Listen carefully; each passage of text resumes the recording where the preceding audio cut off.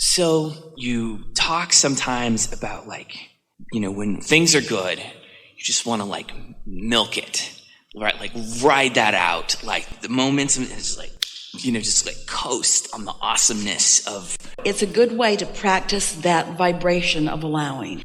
So I feel like in the last 4 or 5 years, I literally do not understand what it is like to not get what I want. And I don't want to go back. I don't ever want to go back. You can't because you know too much. Okay. You can't go back because you know too much. Okay.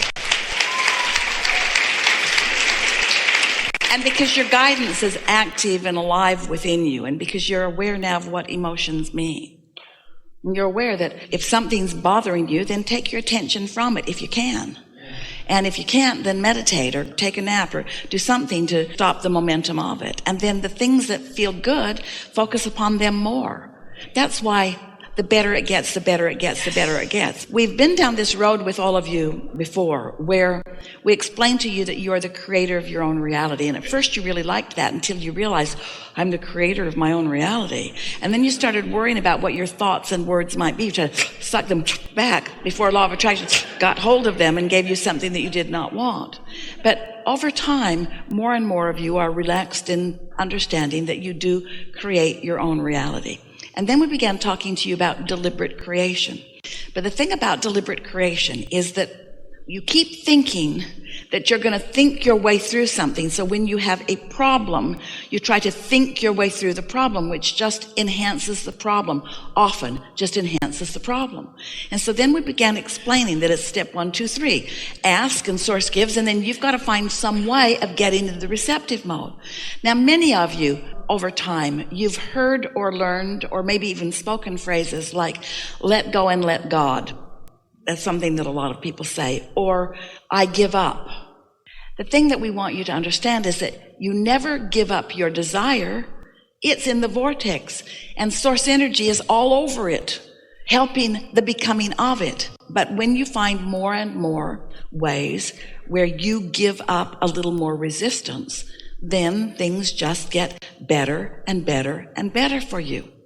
But you're not ever going to want to be out of the step 1 phase, because that's where the new expansion comes from. Really, if you don't sort of know what you don't want, you're not going to sort of know what you do want. And if there's not a steady new realization for you about the new improvement, then all of our becoming would cease to be, and that will never be. So you're always going to have some step 1 moments. But when you get it into context and you stop comparing yourself to others and worrying about the way they see you, and instead are letting your dominant intention be about how you feel and the satisfaction that you're feeling moment by moment, then you reach this place where what we started calling a step 4, where you're in the receiving mode often, and you're able to maintain the receiving mode because now you know, first of all, what it feels like. You know when you're in the receiving mode and when you're not. So when it's easy, as you say, you guide your thoughts there. And then step 5 maybe is our favorite step of all, because that's when you come to the realization that step 1 is inevitable and that you're going to go there from time to time, and you're now no longer mad at yourself for having a step 1 moment, because you know step 1 is important too. But you're no longer blaming yourself about being in step 1. You're saying, oh good, something to want. In other words, maybe you've just broken up a whole lot of stuff, and maybe you've just made a big mess of something. Oh, good. There's a part of you that knows, oh, good. This is going to be really good, because this means that there's something I really want that I'm really crossways of, and this experience is helping me to discover it. And if the discovery of something that you don't want feels strong, then you know the solution of it is going to feel way, way satisfying. It's why we think a lot of you really like the drama. You hold yourself apart from what you want, you hold yourself apart from what you want, and you hold yourself apart from what you want, and then you stumble into some way of allowing it, and then you go, oh wow, way exciting. And there's a little bit of that in what you said to us. I know I've got resistance going on, but good things are happening to me in spite of the resistance that I've got going on. And we say, welcome to planet Earth and welcome to life exactly as you intended it to be. But you did intend to have more control of your life than you are exercising, all of you. But not control in the sense of controlling factors, controlling outcomes and controlling circumstances.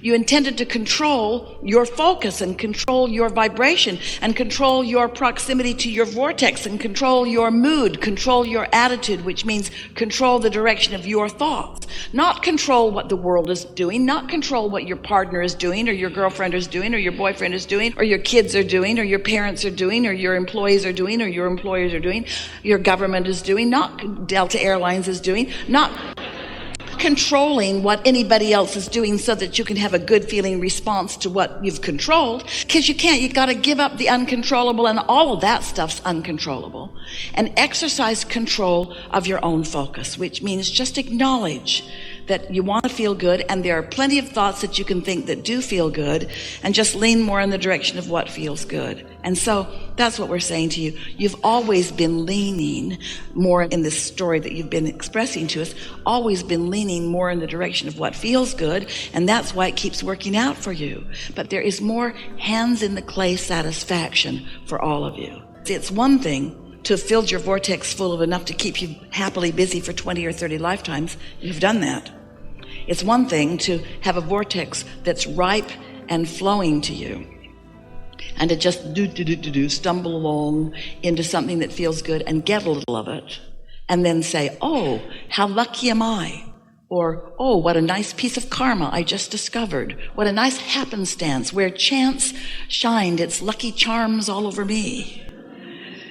Or, oh, an angel has shined down on me and giving me a little blessing. That's one way a lot of people sort of live life that way. And it's another way to know that this experience caused you to focus a desire into being, and that your inner being is all over it and tending it and focusing information back to you for a very pleasing, satisfied unfolding. And you deliberately hold yourself in a vibrational stance when you're in the receptive mode so that you're receiving the thought and the impulses. Oh, hands in the clay. Deliberate creating is so delicious. My name is Clay.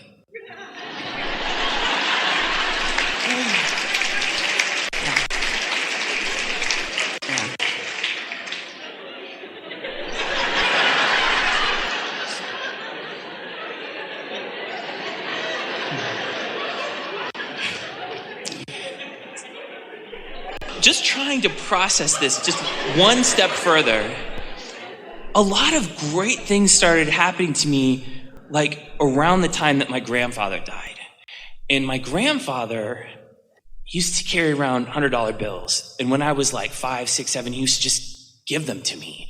And then when he died, it's like he opened up this channel where I could like ask for things. And when he died, I would ask him for money, like large sums of money.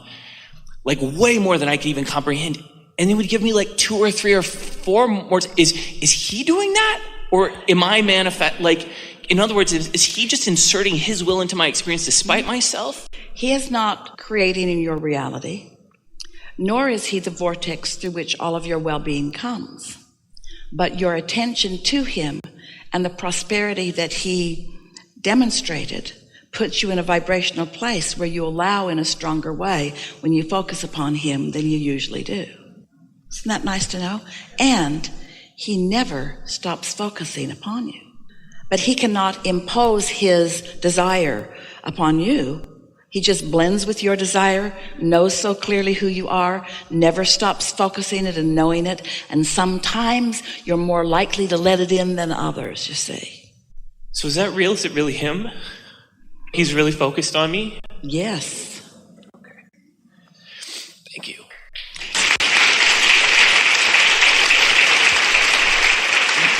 One of the nicest things is when someone that has your attention makes their transition into non-physical, because your attention upon them is strong.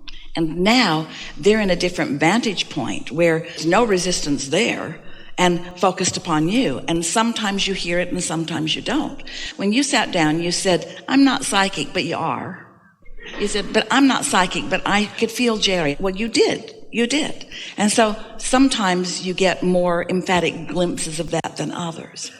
But always, always, always, your dearly departed that are not so departed, who are still interested about you, are flooding their knowledge. Where you are and what you're interested in, they are often very interested in too, because there is this eternalness about life experience. And so there is not a separation between the physical and the non-physical that some people think that there is. But even though they are interested and they still want you to create your own reality, not one of them is ever saying, I need you to go do this, and you should go do this, and go do this, and you need to do this. There's an interpretation that sometimes feels like that, but they are knowing about your ability to create your own reality. And so they're rooting for you, and they might be looking forward to the thing that's the next logical step for you to discover and for you to allow. While it may seem to you, and it may even have been satisfying to hold out your hand and have this lovely man put $100 in your hand. Esther does it with all the little kids she knows too. And it kind of makes them stand around like this a lot. But it's receptive mode to something different than the receptive mode she wants them to be receptive to. Because you could receive $100 bills like that, but the true satisfaction comes when through life you have done your asking and now you're in the receptive mode and the entire universe is yielding to you in ways that you just cannot even imagine. And that is what your grandfather wants you to know. He is not the vortex through which your well-being flows, but he's an example of well-being flowing through a vortex, but it is endless. And you know that. He wouldn't want you to think that every thought you think is his thought. Because it isn't. He wants you to know that when you find the receptive mode on any subject, there is so much help there for you. Not because you need it, but because we are all in this together. We are all in this together. That's awesome. The last thing I have is I know there's 5 steps. I can never remember the 5 steps.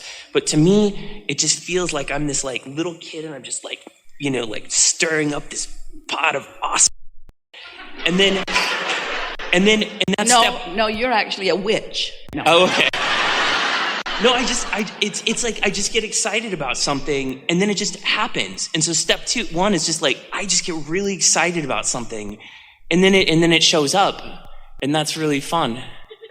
Well, it doesn't matter what the 5 steps are, does it? Oh, I can't remember them. Step 1, life causes you to ask.